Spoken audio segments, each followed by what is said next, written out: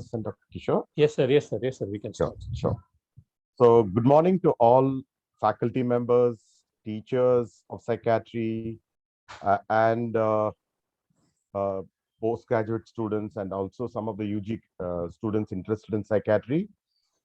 Great morning. I'm Dr. Johnson. I'm working as Associate Professor of Psychiatry from St. John's Medical College. So today's session is going to be faculty from Karnataka zone. And we have three great speakers. And one is my teacher. I'm really proud to invite Dr. Srinivasan, then Dr. Smita Raskina from Father Mullers. She's an assistant professor. I'll be giving a brief talk about them before they start their talk. And we have a postgraduate student, Dr. Preetika Baghel from JSS Medical College. So not wasting time, I will introduce the first speaker. I would like to thank, before starting this program, I'd like to thank IPS Task Force for Teachers of Psychiatry, Dr. Kishore, for giving us an opportunity to do this program. It's really picked up very well, and no, it is learning for all the teachers of psychiatry who would like to refine their skills, learn new skills, and be innovative in their teaching. And that is the need of the hour, because we are in a state of pandemic, and we have to be more innovative to impart psychiatric knowledge to the students who are really not interested in psychiatry. So it's very important that the percentage of members or students who are interested in psychiatry is going to be very few, but at least if they can learn some basic skills and use that when they become doctors is what we want them to do. So without wasting time, I will uh, start with today's speaker. The first speaker is Dr. Srinivasan, uh, who is professor of psychiatry at St. John's Medical College, and is also heading the Division of Mental Health and Neuroscience at St. John's Research Institute. He completed his MBBS from Maulana Azad Medical College, New Delhi in 1978. And later he went on to do his postgraduate psychiatry at Niman in 1983. His research interest is more of community-based mental health, focusing on underprivileged communities. And I had the opportunity of working with him in some of his projects, which are very, very great and has had a very great impact on the patients also. He also had won several awards, but I'll name a few of them. Hello, can you? Someone is has to mute their. Okay, he has several awards. I would like to just say a few of them. First is he has won the Silver Jubilee Award for the best outgoing student in Nimans, Bangalore. He also won the Research Fellowship Award from the Wayne State University, Detroit. He also won the Paul Harris Fellow for contribution to mental health of the rural underprivileged by the Rotary Foundation International. Not only that, he has won. He has also helped many students win the Glocal Fellowship Award, and has been a great motivating factor in this aspect. Not only that, Just he's a a minute, great sir. teacher. Just a minute. Dr. Anup Devakota, can I request you to mute yourself, please? Sorry, sir. Dr. Anup, Yeah. can you please mute yourself? There is some disturbance. Yes, sir. Yes, sir. Please carry on. Yeah. So he's not only a great researcher, but also a great teacher. Yeah. And I have been mute their mics, please. also been a great speaker, a great teacher. I mean, I personally have seen him teaching, and he's motivated lots of students to take up psychiatry from undergraduate level, and an ardent reader. Especially, we are enthralled by his the way he teaches journal in journal club, uses innovative techniques. So with this few words, I will start playing this video. One important is today is a very auspicious day for him, because today is his birthday. So I wish him many, many years of happy life, and teach a lot more students like us, and No, hopefully we all learned a lot of good things from his video. So without wasting time, I'm going to start this video.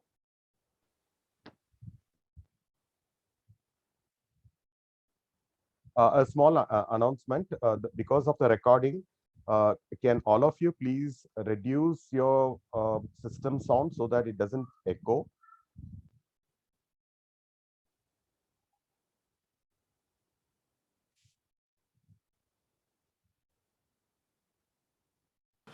Good morning, colleagues. I'll share with you certain personal reflections and thoughts about teaching psychiatry to undergraduate medical education students.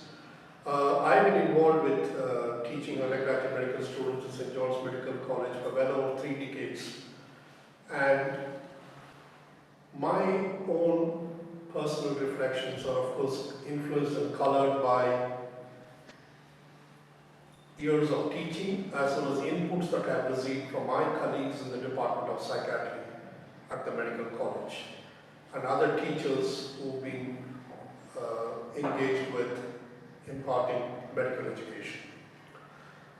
Let me begin with saying that there have been several changes in the recent past that I believe, while it was all done with good intention, have also had some unintended consequences for the way we teach psychiatry and other subjects in our medical curriculum.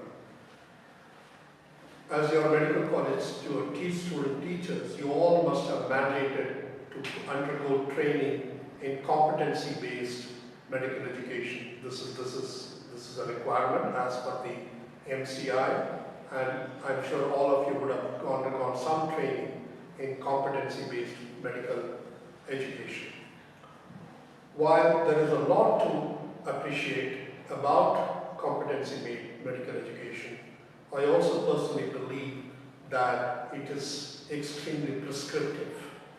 Prescriptive both in terms of how we teach and also prescriptive in the sense that everything we teach and everything the students imbibe from our teaching is being judged, evaluated, scored, and graded. And I believe all of these have placed certain restrictions on true learning. The second casualty of this very prescriptive learning has been this insistence on evidence-based medicine being the cornerstone of pedagogy. While evidence-based medicine has its own merits, and we must share all details about evidence-based medicine with our students, it is also clear that by exclusively focusing on evidence-based medicine, we are in some ways interfering with self-learning. We are also interfering and not allowing any kind of lateral or what we also call as incidental learning to happen in our classrooms. This, I believe, is placing our students' true learning at a great disadvantage. The third issue with the kind of pedagogy that we are currently using is also not having any peer interactions. Most of the learning is didactic.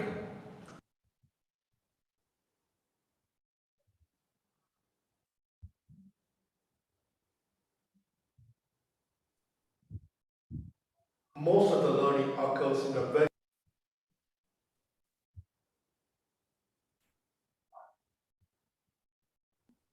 Dr. Johnson, there is some Yeah, problem there is with some. Yeah, there is some problem. I'm restarting that part. Sorry.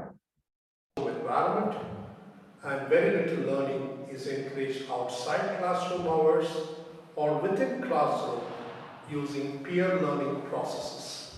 And I believe all these three, to some extent, have hampered medical education in the recent past. To share some examples of what one might want to do to redress some of these difficulties or loopholes or lacunae in the way we teach our medical students. One of the things that we encourage or try to do in all our learnings, all our teachings in St. John's, is to bring a real life case scenario into our education, into our classrooms. pretty much every class that we take, we almost always try and bring in a real case scenario, be it anxiety disorder, depression, bipolar disorder, or whatever. What does it do? It sort of brings classroom alive. It allows for a more engaging classroom. It allows for debate. It allows for dissent. It allows for diversity of opinion to be expressed. But more importantly, it also allows for a discussion around social determinants of health. And I think that is critical. And I think what's happened over the years with this competency-based treatment is relative, shall we say, less importance being paid to social determinants of health and diversity in the way our patients respond to illness and disease. The second thing about peer learning process is also to encourage diversity of opinions being expressed by students about a particular clinical problem and shifting the focus from being very disease-centric, which is what I believe competency-based education does, to a more patient-centric focus. A more patient-centric focus brings into focus variability in illness, variability in response to treatment, and other social factors. I also want to focus a little bit about the content of what we teach.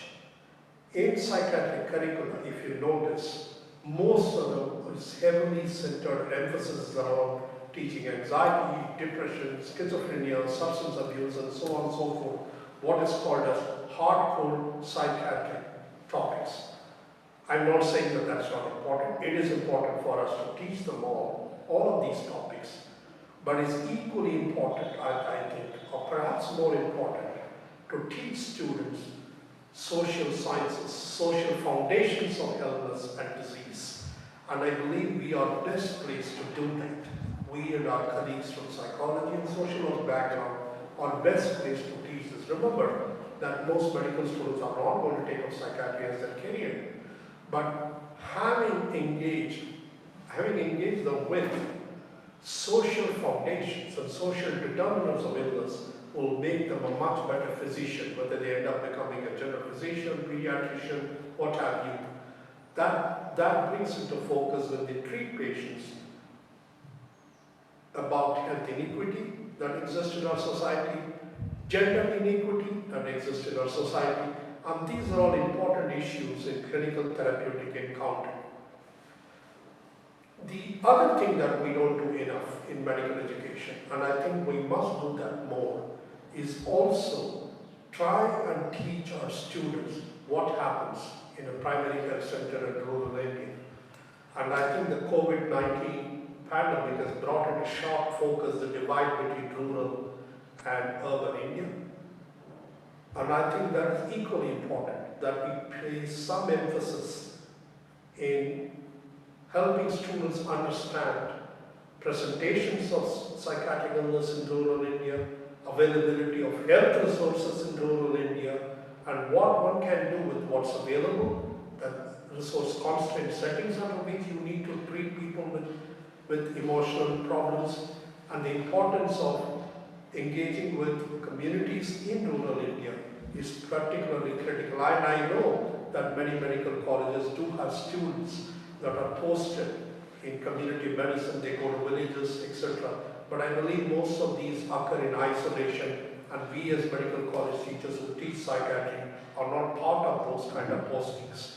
And I think we must bring into focus some of these issues, both in terms of shifting the focus from being very patient-centric, from being disease-centric to being patient-centric, talk about social determinants of health, look at health inequity and gender inequity and how that drives health systems, illnesses and disease presentations and treatment considerations, and also talk about how students must be appraised of events that happen in rural India and primary health centers and how that will influence their own growth as clinicians when they take up clinical careers. Thank you.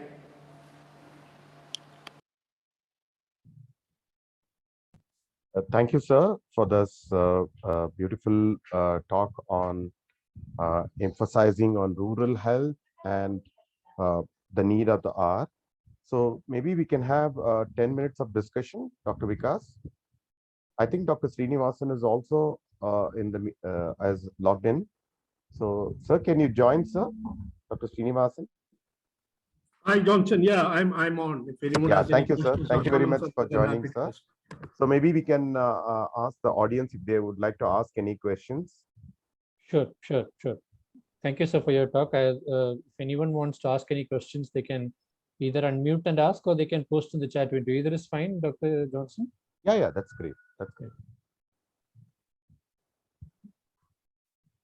Anything related to what Dr. Srinivasan had spoken about the rural teaching, the CBME curriculum, evidence-based medicine, which is important, but what we actually get to the students is what is very important. Or if you, yeah, Dr. Kishore, or anybody would like to ask a question? Yeah, I have one question to sir. Sir, what has been students' feedback about competency-based medical education? What have they said in St. John's? I'm not terribly certain about what they have said because that's generally handled by Department of Medical Education, which drives the competency base. But I think we have had feedbacks within the Department of Psychiatry about how we teach and what we teach. And I think Johnson can sort of chime in here because he is been more involved in the feedback mechanism than I have been. So if you Sure, sir, definitely.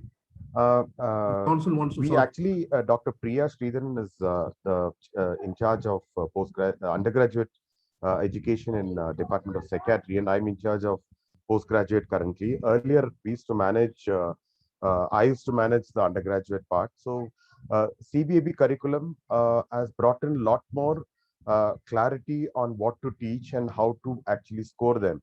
So, and also it has given us little more guidelines on what is must, what is to be taught, what can be given a lot more emphasis on, and what are the extra things which we can actually do. And what we also feel is that we have to be a little more innovative. Even though the guidelines are there, we have to be a little more innovative. For example, during Dr. Ashok's HOD period, we introduced the concept of shadowing the postgraduate. The undergraduate actually shadows the postgraduate during the emergency calls. So that again gives them a flavor of how a postgraduate handles the call in emergency, what kind of emergency patients do they see in emergency situations who are presenting with psychiatric symptoms. So, and they really liked it a lot, and they gave us a lot of good feedbacks about that also. That I feel is one of the innovation which we did. Number two is role playing. A lot of role play has been used. We ask our postgraduates or even senior residents to act in front of the students, especially for their assessment part, because we do show them the live cases which are available at that point of time. So only for the simulation purpose, for assessing them, when we are using OSCE, we use predominantly we use a simulation, because sometimes you may not get the actual patient. So these are some of the activities which we do in psychiatry, and we have got a lot of positive feedbacks, especially many students opting to be in OPD. They want to learn more from the OPD scenarios and also the IP settings. I think it's a great step forward. Even though I was a little upset that even though curriculum-based teaching is there, but not much importance is given to psychiatry in terms of scoring marks in the end. So that is the only upsetting part of it. If I may just add, Johnson. Sure, sir. Please, sir. One of the things over the years that I personally find is very encouraging is ensuring that I'm available to, or I or any other people from the department are available to undergraduate students after the class is done. So I've had several medical undergraduate students actually work with me in some of my research projects. And I find that extremely useful because I think the learning that occurs outside the classroom is very vital to their own growth. And I've even had students that have taken time off from during their summer break or winter break and have been part of my research team and have gone to the field and worked with my research team because they would like to learn more. The second point that is, I think, very, very important with undergraduate medical students, and I think is that they are pretty naive. And I think naivety is something that I find very appealing because they come to you with no preconceived notion. And sometimes their very simplistic way of looking at things is also very encouraging. And I often find that when I work with them, my own creative energy is pretty high because I get quite enthused by their presence. And I think as part of the undergraduate medical college teachers, we must encourage a lot more interactions outside the classroom. And I think there will be undergraduate students who will want to come cut across and have a chat with you about what you have taught and how much more can they learn and what can they do. Am I available for them to be able to participate in some discussions and so on and so forth. And I think if we as medical college teachers do that, you will find some students obviously who are very interested in mental health and mental health issues. And the second thing that I might want to also add is that over the years that I worked there, more than 3 decades, I pretty much know from which batch which students are going to get into psychiatry. And I often come and joke with Johnson and others in the department that by my interactions with them, and I know that there are people that are interested. And in St. John's, we have had a terrific track record of having students from pretty much every batch that pursues psychiatry for several years now.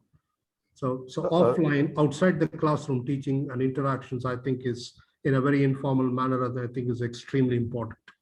Yes, sir. That's really true. And there are some questions on the chat box. First one is Dr. Srinidhi. She has asked, sir, since evidence-based medicine is objective, isn't it looking more towards that way makes things clear? Shall I read it out again? Dr. Srinivasan? Sir? Please do read it out again, Johnson. I didn't get it. Yes, sir. There's a question from Dr. Srinidhi. She's asking, sir, since evidence-based medicine is objective, isn't it looking more towards that way, make things clear? I have no doubt that you have to teach evidence-based medicine, and I think teaching evidence-based medicine is critical to our undergraduate students and letting them know what works and what doesn't work. But I think the problem with evidence-based medicine, and when you rely exclusively on evidence-based medicine, is that you tend to forget that how that evidence was arrived at. Many medical college teachers and many, in fact, senior consultants that I often find confuse between knowledge and evidence-based medicine. Knowledge is how you come and accrue evidence. And I think it's extremely critical to share that path with undergraduate students so that they understand what are the difficulties and even now dissidence that is there among senior clinicians about application of evidence-based medicine to our everyday clinical problems. So I think the both component, that is, how do you arrive at evidence, which is the knowledge, and evidence that you teach in class, both are equally important. Thank you, sir.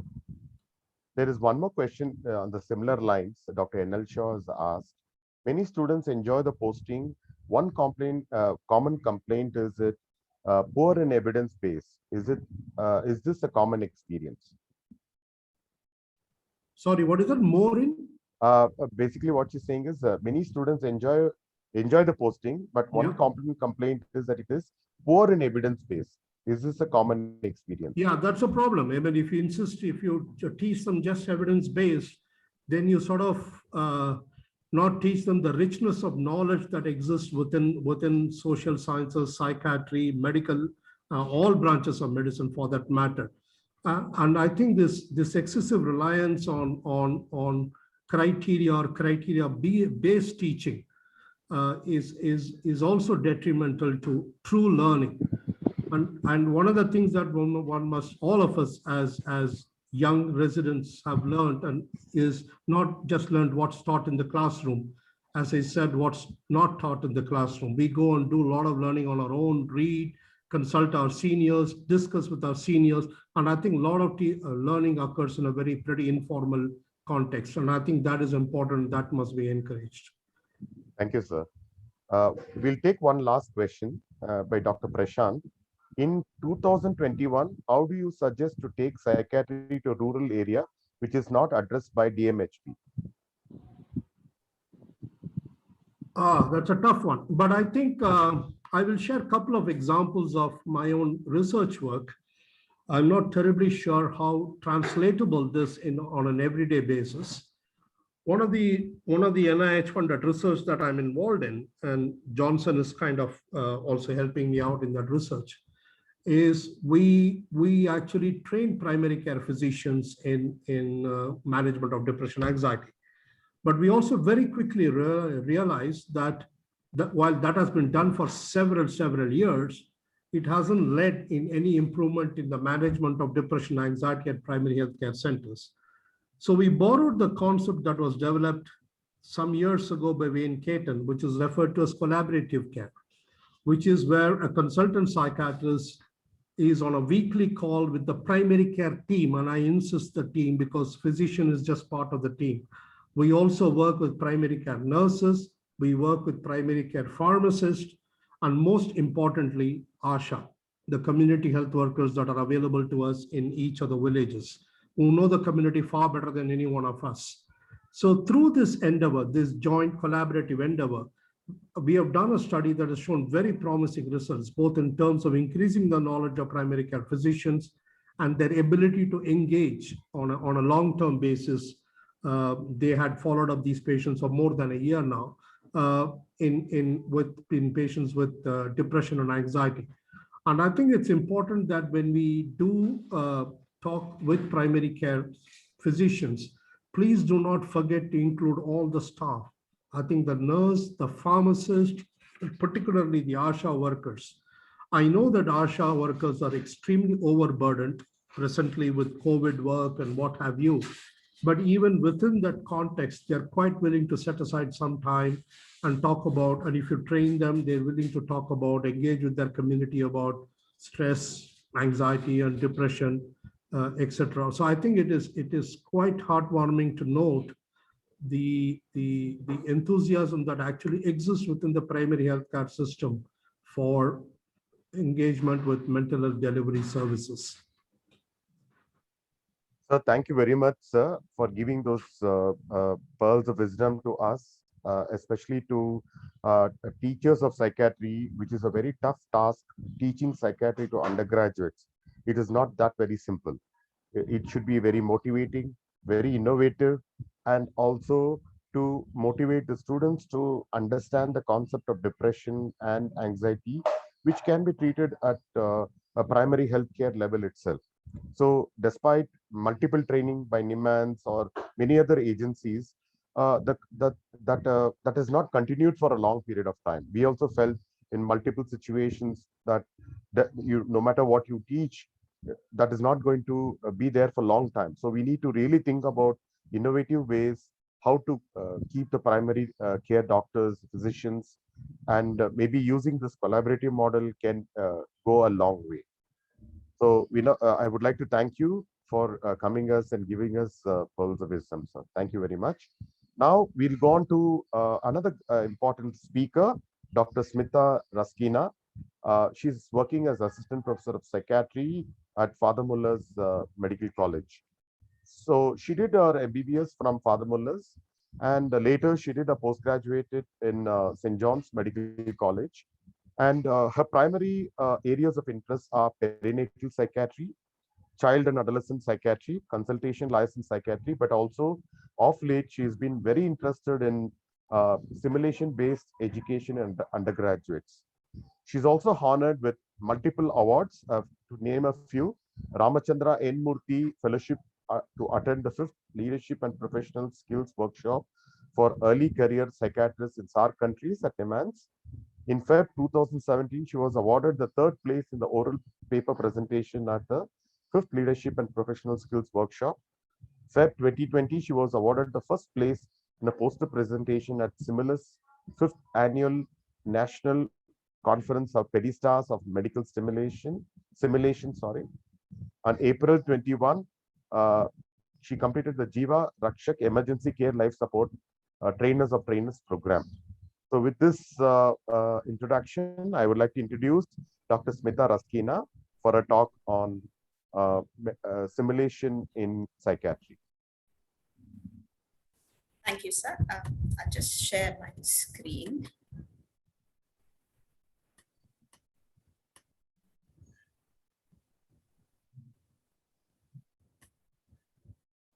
Is it visible? Yes, Smita. Yes, it's visible. Okay, good morning, everybody.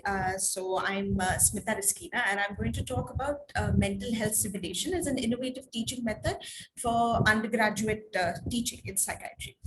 At the outset, I'd like to thank the organizers, especially Dr. Johnson, who was my teacher during our post-graduation, for inviting me to talk on this topic. A few acknowledgements. Dr. Lulu Sharif, who is the academic head of the Simulation and Skills Center at Father Millers, Dr. Shafiq, who was the previous HOD of the psychiatry department, Dr. Nicole, who is the pre and paraclinical coordinator for the Simulation and Skills Center, and Dr. Chandni, who was my colleague and also part of the Simulation Center from the Department of Psychiatry. Okay, so this is, pardon me for the really bad photo. Okay, photography is not really one of my skills. So this is our simulation center. My foray into simulation was when Dr. Lulu once found me crossing the parking lot and decided, you joined our simulation center from psychiatry. And that's how it started. This was in 2019. So a quick, my presentation is going to be in 2 parts. A very quick overview of simulation. Now, I don't pretend to be an expert. It's a very vast topic and I'm relatively new to this, but a quick, overview of what simulation is, what simulation-based education is, and then what work we did from the Department of Psychiatry in terms of simulation-based education. Okay, so simulation, as the term suggests, is basically an artificial replication of a real-world scenario. And simulation-based education is the same concept with the outcome of teaching something. Okay, in our case, clinical scenarios to teach psychiatry. So it integrates cognitive, technical, and behavioral skills into an environment where learners believe the setting is real, okay, that they believe that what is happening at that point of time around them is real. They suspend their disbelief. They act as if they would be responding in a real world scenario. They act like as if they would be responding in, say, an OPD or say in the casualty. And it is a safe environment where they can make as many mistakes as they want and learn from those mistakes. The final aim of the simulation is to improve the quality of care, which leads to better patient safety outcomes. Okay, so where has SPE been used in psychiatry? It has been used in behavioral emergencies, for example, a violent patient, to learn skills of verbal de-escalation or to learn chemical and physical restraints. In medical emergencies in psychiatry, for example, neuroleptic malignant syndrome, serotonin syndrome, in communication skills, which we all know is a very important part of psychiatry. So coming to the simulation technologies, there are various simulation technologies that can be used. The most commonly, not used, but most commonly known ones are the patient simulators. So this is a patient simulator, which is a high fidelity mannequin. And this is a task trainer. So where basically the learner is learning how to draw blood.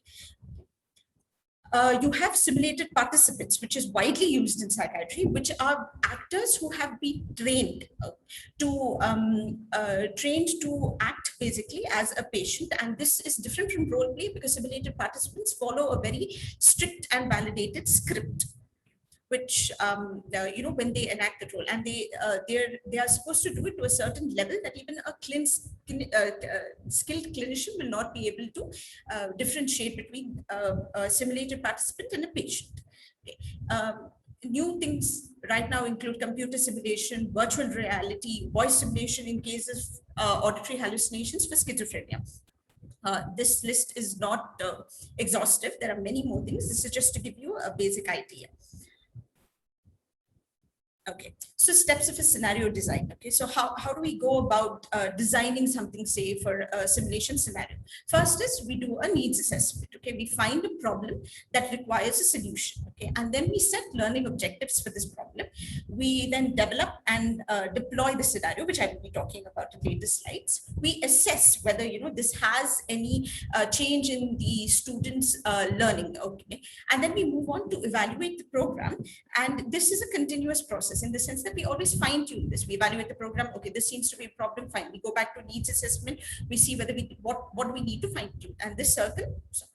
So coming to our personal experience, when we did a needs assessment, we spoke to some of our interns and undergraduate students. We asked them what did they learn from psychiatry? What are the things they would like to know more? What do they feel is missing? Where do they have problems? So we shortlisted a bunch of problems that required our attention and focus. One of the things that came into light was the fact that interns, especially when they're posted in casualty, or especially when they're posted in the community, that is their primary health, who come in with complications.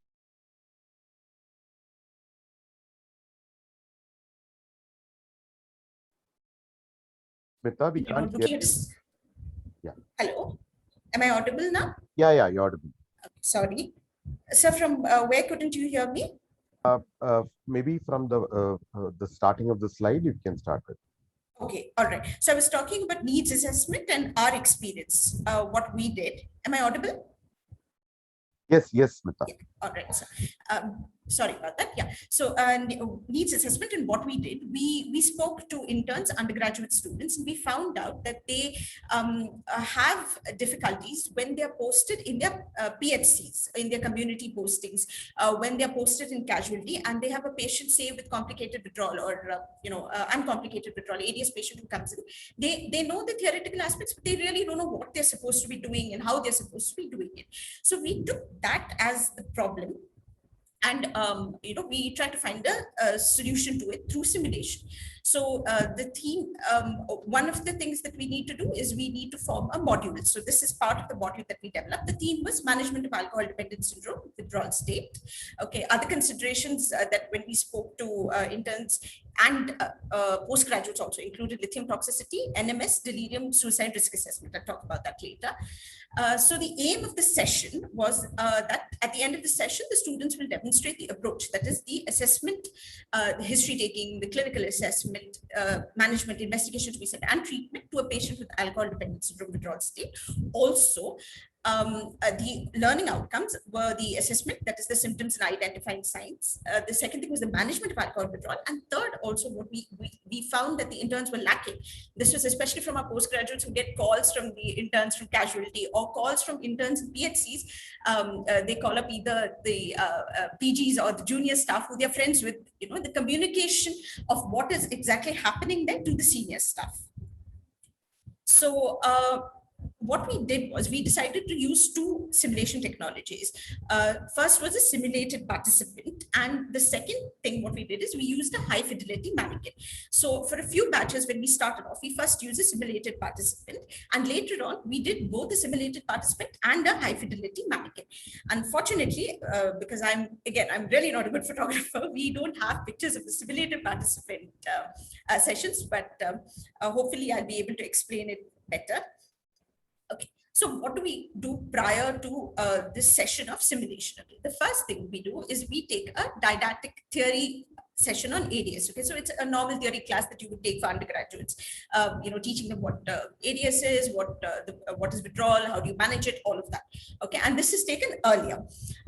We then come up with the module and the simulation scenario, and we do a dry run of it. Okay, that is Dr. Chandani and I, the technician in the simulation lab, we do a dry scenario to see, okay, what do we need? What are we missing? How can it be better?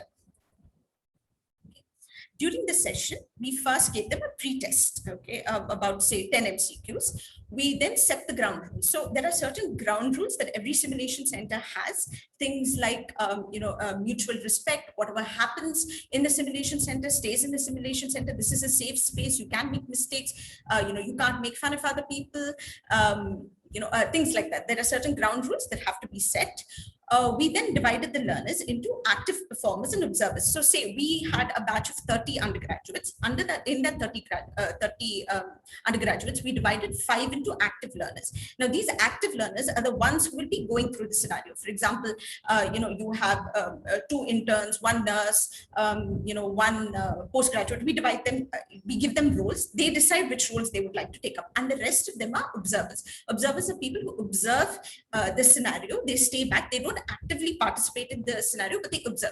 And we divide them into, say, 3 of you look at the history taking, 3 of you look at the clinical skill, clinical examination, 3 of you look at the management, 3 of you look at the overall scenario. Then we did a pre-brief where we basically just ran through the salient points of, the didactic lecture and what are your objectives and what do they need to do. We did the case scenario readout. Now we developed a particular case scenario for this. We developed a particular script for this case scenario, and we read this out to them and told them what their objectives are, what we are looking for. We ran the simulation scenario. After the simulation scenario was done, and this is the most important part of simulation-based education, which is the debriefing. So debriefing is when you get, all the learners together, you sit down with them, okay, you let they'll have a lot of emotions, a lot of things to say, you let all of that, them to talk about all of that, ventilate about all of that. And then you ask them, there are various ways of doing it, but to keep it simple, you ask the active learners and then you ask the observers what went well, what did not go so well. And this is where you want them to perform, this is where they're performing, how to bridge the gap. If they had this the next time, how would you do it better? Okay. And like Dr. Srinivasan said, since, our education right now is very prescriptive, it's very didactic, you have to do it's very criteria based, do it this way, this way, this way, this way. Here in debriefing, a lot of the learning is based on reflective thinking. Okay. They think about what they could have done better. They think about what else could, they reflect on their actions, they reflect on the emotions that they felt at that time. And that is the whole process of learning and debriefing. And then we gave them a post-test at the end of it to see if there was any actual, increase in the learning that happened. Okay, this is a picture of the pre-briefing. This is Dr. Nicole. This is our simulation scenario which was run. This is a very calm and composed Dr. Chandni, who is the facilitator, and this is a very irate and irritating role that I played of the bystander at that particular point. This was the mannequin, the high fidelity mannequin. These were the active learners. This one-way mirror was our control room, from behind which the technician, the simulation technician, will be sitting and making the changes based on our module, the physiological changes based on what the students do. This is a monitor. This mannequin is not connected to the monitor, but you can connect the mannequin to the monitor to get the physiological changes that were required. These are the observers, okay, who do not actively participate in the scenario, but they observe, they learn by observation. Okay. This is the debrief. So we usually recommend that we sit in a circle during the debrief. Everybody is spaced equally, and this is where the debrief occurs. So these are pictures of the simulation scenario with a high fidelity mannequin. We also did the same simulation scenario with the same script, okay, with a simulated participant. Okay, we in India, unfortunately, there isn't a large number of actors who are simulated participants. So we had to train one of our postgraduates. We trained Dr. Jonathan to participate in this. So we trained him. We gave him a script. The script was validated by senior members of the department. Okay, we trained it, and the difference between using a mannequin and hello, am I audible? Yes, Smita, there was some interruption. It's okay, Sorry. continue. Yeah.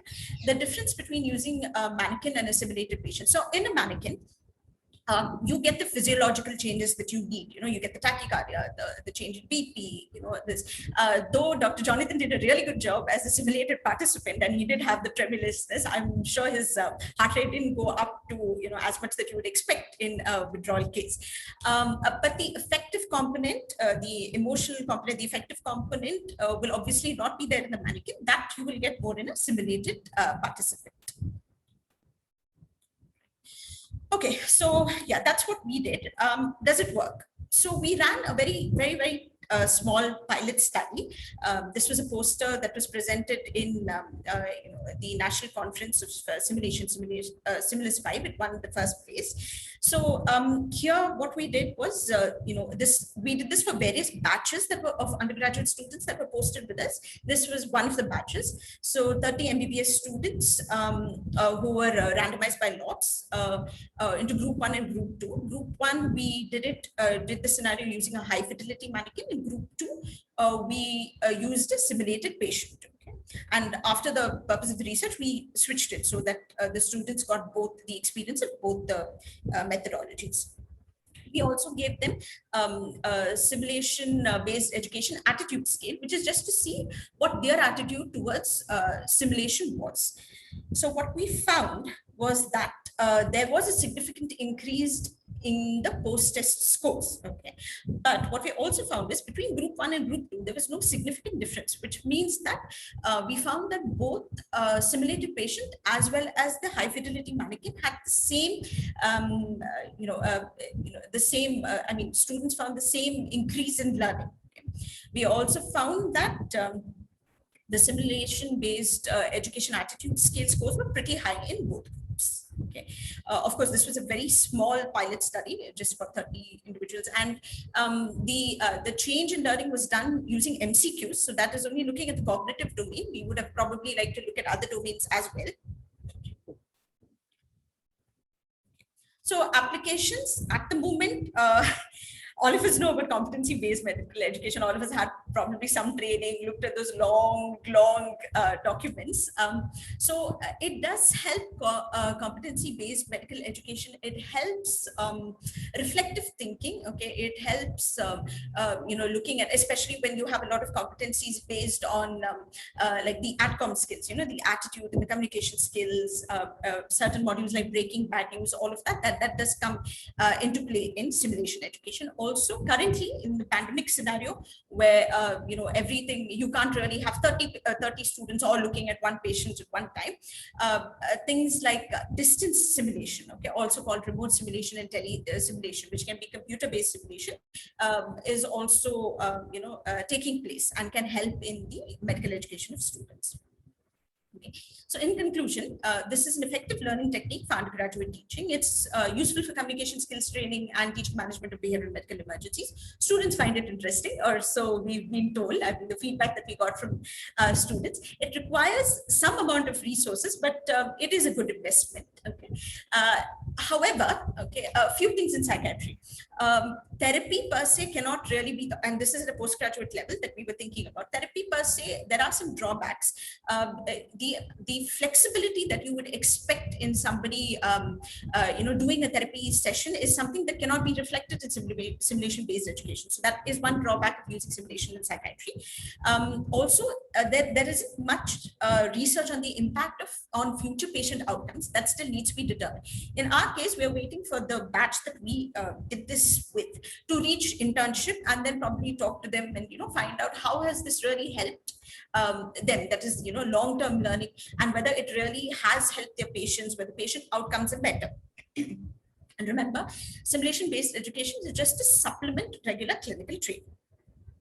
Okay. Certain future considerations that Dr. Chandni and I are planning. We're looking at other scenarios apart from ABS withdrawal. At a postgraduate level, we're looking at emergencies. We're looking at say NMS or serotonin syndrome, things like that, using other SPE methodology. One thing that has come into play is voice simulation. Voice simulation for auditory hallucinations in a patient with schizophrenia.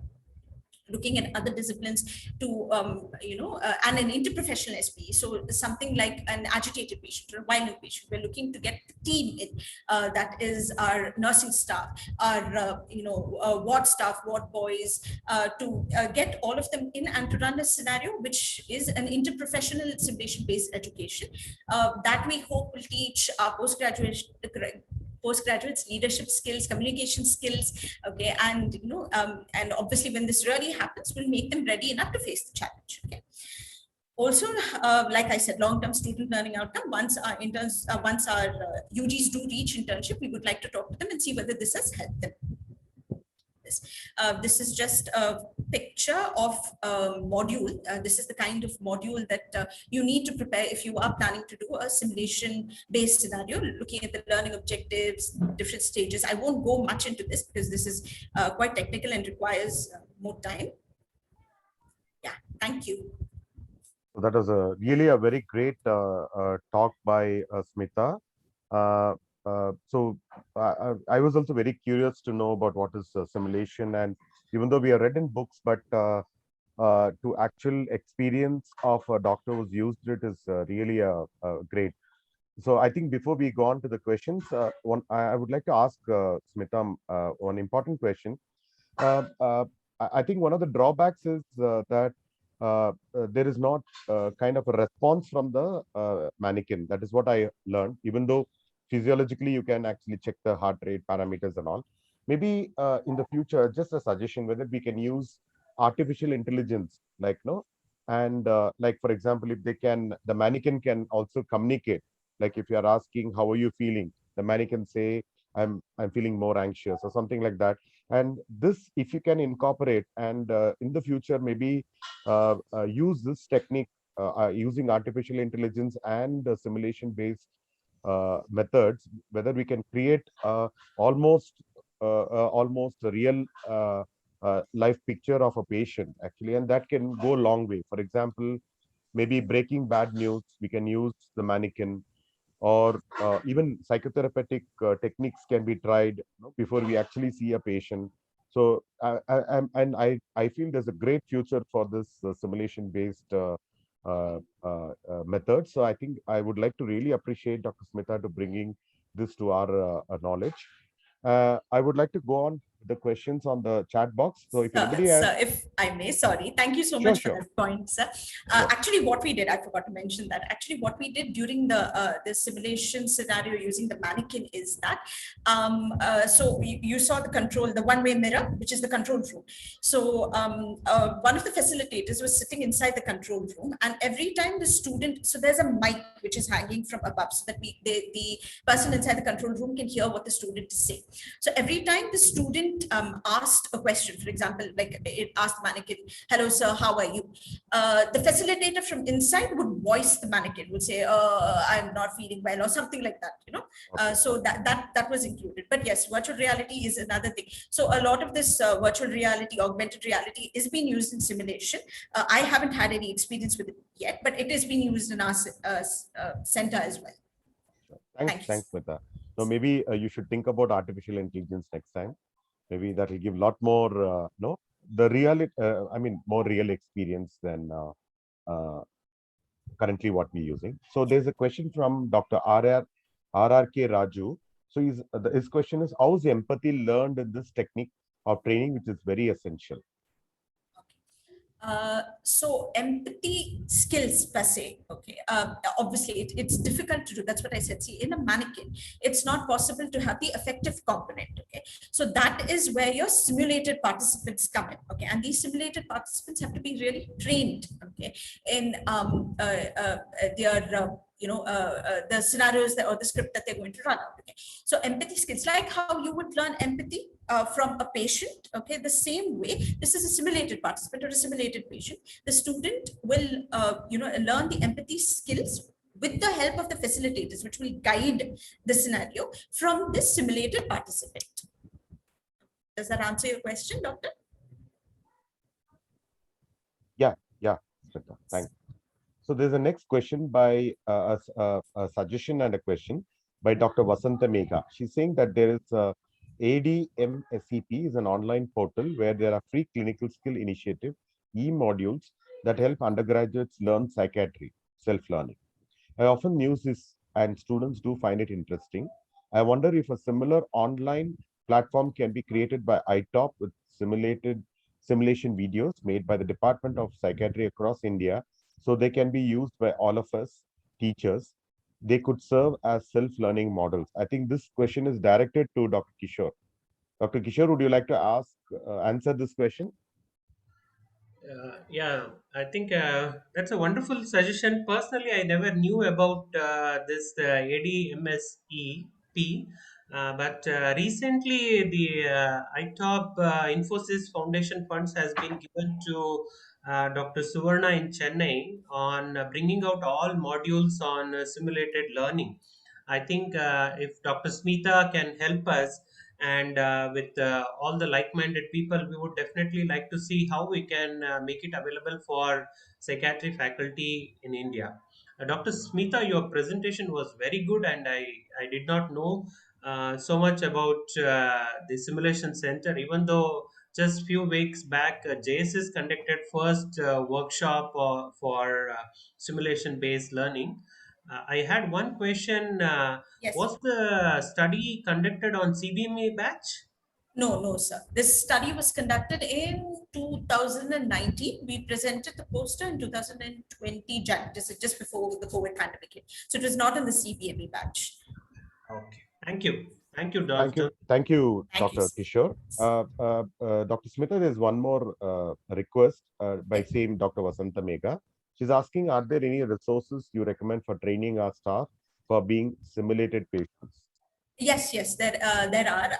If I can just probably share my email, and Sure, if you could sure. email me, then I can send these resources across. A very good course that actually we had done on Coursera for simulation, to understand the basics of simulation. I will share that as well. I can't remember the name of the course at the moment. Sorry, I'll share that as well. That if you want the certificate, it's a paid course. Otherwise, you can do the free course where you don't get the certificate, but you get a very good idea about what simulation is, how you can use it. Simulation in psychiatry in terms of simulated participants and things like that. The technique of debriefing, which is very, very important. So I will share that. I'll just type out my email in the chat box. Yeah. So I think we are coming to the last session because there's going to be a shortage of time. As promised, we'll try to keep it 60 minutes. We'll go on for the next session. Next speaker is Dr. Preetika Baghel.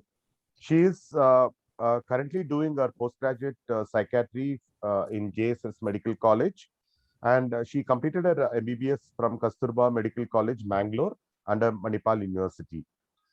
She has done a poster presentation in profile and outcomes of dengue fever with co-infections, and part of her editing team for the book Essentials of Psychiatry for Dermatology and Aesthetic Practice.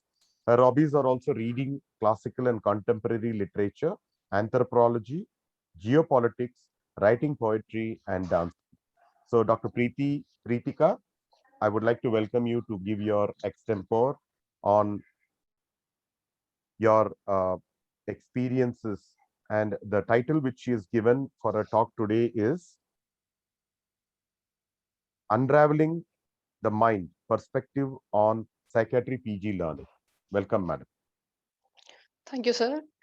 Good afternoon, everyone. First of all, I'd like to thank Kishore, sir, for providing me this opportunity. I'm Preetika from JSS Medical College. I'm a first-year psychiatry resident. So I'd like to start with it has almost been 12 months, first year almost completed in psychiatry. So my experiences that I've added to the psychiatry learning. the plus points. So in our department, there's a lot of emphasis on diagnosis. That helps, like whenever we present a case or any diagnosis that we come up with, it is always challenged. It is almost like a dissection, that whenever you talk about a symptom, you have to talk the details. That way, it provides to look and dig deeper in whatever the presentation or the phenomenology of the patient is. There's also a lot of emphasis on starting afresh, even if the patient has been seen in other parts of the country or by other doctors. But when the patient comes to you, he or she is your patient, and you have to see the illness in a longitudinal perspective from the beginning. So I feel that has provided us more of a bird's eye view rather than a tunnel vision, and helps to form a good foundation for understanding the illness. And also we are told about thinking about the prognosis and also the future outcome of that illness, because in psychiatry the presentation keeps evolving. Another emphasis that is made is on the socio-demographic of that patient.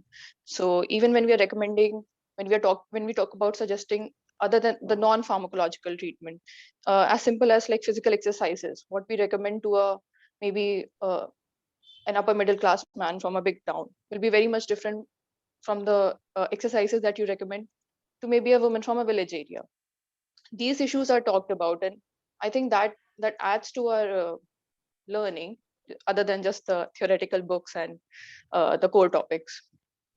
Now, I'd like to talk about some suggestions added to this. That there is the academic teaching. There's a lot of emphasis in during the residency about the academic teaching, but usually, as I talk to my other OPGs and residents across the country in different colleges, that most of the academic learning is in the form of seminars and presentations, where there's one speaker who prepares a presentation and the other students attend the presentation. I would like to suggest that if we can, because we do give a certain good amount of time for learning, if we can just provide a sort of learning where the presenter prepares the topic and teaches it like a classroom teaching, and the other students are actually making notes, so they're more involved in the process of learning that topic, instead of like usually we see the presentation, maybe focus for some part because PG is hectic, and we just think of one question, ask the question, and we are encouraged to ask questions, but maybe like taking a full class notes kind of learning will be more involving and may add more to the knowledge that we gain from that presentation. Then another thing I feel is that for the similar things, even for the core academic topics and as well as for recent advances that we have to keep ourselves updated with, if we can have more of roundtable conferences, like if there is a seminar topic or if there's a journal club topic, all of the students, like everyone reads that particular area, and then we have like a roundtable conference with a moderator so that everyone puts forward their view. Again, it becomes more interactive and more there's more involvement. So again, the same process like I mentioned in the handwritten notes, that we everyone is more involved. So for that much time period, we are totally focused on learning about that topic only. Next thing, on similar lines, it was a very intriguing presentation from Smita ma'am. I did not know much about simulation technology used in learning, and I had a simplistic suggestion for the similar lines, because now in COVID times, since I have started my residency, what we have seen that we have, compared to our seniors, we have had quite a dearth of patients and exposure to different sort of cases. So on those lines, if we can have sort of a movie club, like there have been exemplary movies on psychiatric disorders, both in the West and even in India. So maybe like a monthly movie club routine where everyone, we suggest one of the psychiatric disorder movies, and everyone watches that movie and again have a discussion. And those movies, I think, can provide a good basis for understanding the phenomenology of any disease, or even the aspect of disease on the attenders, the relationship dynamics that are affected because of the disease. And even the management. Certain movies I'd like to mention from the West that I found really intriguing. There's a movie Girl Interrupted, which is about a teenager borderline personality disorder patient who gets admitted in a mental hospital during the 80s. So they have demonstrated and showed the dynamics between different patients in a mental hospital. and movies on bipolar disorder like Silver Linings Playbook or Infinity Polar Bear, and some of from our country itself like Park Avenue, Black, Tamasha. So if we can use these movies just to make it more interesting, and maybe if the learning starts this way, maybe the UG students also will be more attracted to understand the illnesses and consider psychiatry. So that's all from my side. Thank you. Thanks a lot, Preetika. That was a wonderful suggestions for us, for psychiatry, teachers of psychiatry. Yes, Thank you, sir. just to add, in Department of Psychiatry in St. John's Medical College, we have used multiple movie clubs, discussed, Okay, sir. we have done even book reviews. In fact, many of the postgraduates have read some novels related to psychiatry and discussed about the characters and the writer. So I think it's a vast ocean, and it is nice. Like no, we use different technology, different methods of teaching, and as you said, relating with the with something more than psychiatry. It should be related to something which is happening around. You discuss related to that. That is very important. That it gives us a lot more a memory to hang on to, saying that yes, I can associate with that particular case, or I can associate with but that particular event which happened. So you relate to that, and no, you can reflect on that. So I would encourage any of the faculty members or other friends and teachers to ask questions, because we are almost overshot by 5 minutes. So any questions, please ask.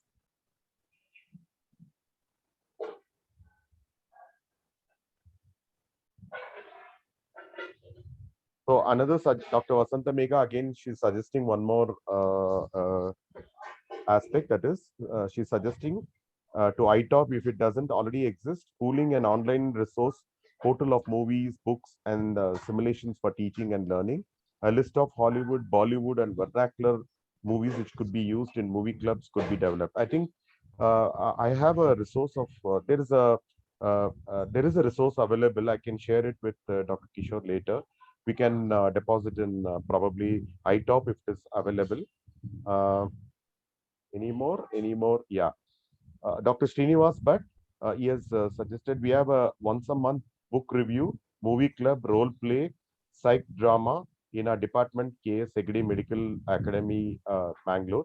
So can you just briefly talk about psychodrama? Like what do you do? Psych drama or psychodrama? Dr. Srinivas Bhatt, just for the audience, no? Can you just tell us what you do in psych drama? Can you unmute yourself and talk? Yeah, in psychodrama, what we have done is a week before we have the review. We have discussed with the postgraduates about what is psychodrama, how it can be demonstrated as a therapeutic or the educative purpose. Means that for the learning purpose, how can we use it? That we have described it to our postgraduates. We have given for 1 week for their own way of preparing the manuscripts and the stage for that. And we have given them around half an hour to present a psychodrama. They have presented different aspects of psychodrama, around 5 to 6 agendas are there, topics are there in that. They have only, the PGs only will present, one of them will become narrator, others will become the participant, and different aspect of the psychodrama they have demonstrated. This month, they have discussed about the one college-going student when she gone into the depression, how she can be utilized as the in the psychodrama to understand their illness, and it can be utilized for the others in the peer group to understand about how to interact with her. This went on for an hour, and the results were good. Means students also, the PGs also could understand the what is psychodrama is and how can be utilized. And the student who is undergoing the depression, she is depicting the depression. She had a lot of reflections at the end, saying that though I am a PG resident who is participating, when I am going through that, I have understood little better. So in this way, we have utilized the one. Earlier, we utilized the role play. Role play will become a little more passive, and it doesn't depict this much of the structures into the teaching learning scenario. Thank you, sir. Thank you very much for giving your insights. Maybe next time we should call you for the talk. Maybe be prepared so that next session, maybe we can call you for the, no, I mean, it will be nice learning for us because this initiative is basically to understand what are the innovative techniques others are using, sharing with other groups so that we can all learn and use it at appropriate situations. So We have the video, edited video is there for sure, the psychodrama. sure. We Maybe have you can share it with ITOP. We can use it Yes. to share it in the group also. That will be really great. Like, Yeah, that I will post it there. sure, sir. Thank you very much, sir. Okay. Thank you. So, any other suggestions, comments, questions before we close for today's program? So, Dr. Kishore is suggesting maybe a publication on those experiments and experiences will be very useful. Yes, definitely. I think these are the things which have not, even though it is theoretical, we have read in Western journals, like, no, but I think it is very important to write your experiences. That's very important because we learn from experiences. So I think it will be great if you write, Dr. Srinivas, but it will be really great if you can write about this, some innovative techniques which you have used. We can all learn and practice in our centers also. So if there are no other further questions, I think we'll close for today's program. I would like to thank Dr. Srinivasan, Dr. Smita, and Dr. Preetika for a wonderful presentation. We learned a lot of things, and I hope we will utilize these techniques in our own centers also. And learning is a lifelong process. It will never stop because life is a learning. Life will never stop from teaching. So with this small saying, I would like to close for today's talk. I hand over back to Dr. Vikas, who's our coordinator for this program. Dr. Vikas, a few words before we close. Yes, sir. It's been, I think all of us will agree that it was a very stimulating Sunday morning for us. All of the three speakers, they've done a fabulous job. They have opened new vistas of thinking for us. And that's precisely what we want as teachers, that we need to reinvent ourselves at a certain stage, whichever stage we are in our teaching careers. It's time to think about new avenues because the current present COVID-19 pandemic offers us an opportunity to slow down, rethink, and recalibrate.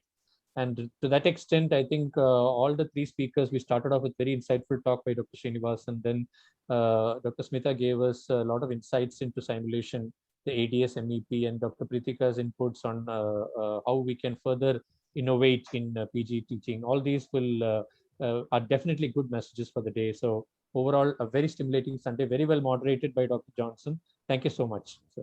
Thank you. Thank you very much, Dr. Vikas. Thank you all for participating. I could see our own faculty, Dr. Ashok, Dr. Vijayaraman, Dr. Suhas, and all of postgraduate for participating in this program. Thank you for making it a grand success. Thank you, Dr. Kishore, once again, for the IPS Task Force for giving us an opportunity to do this program. All of you have a great Sunday and hope to meet you next month. Thank you. Thank you, sir. Thank you. Thank you, Preetika.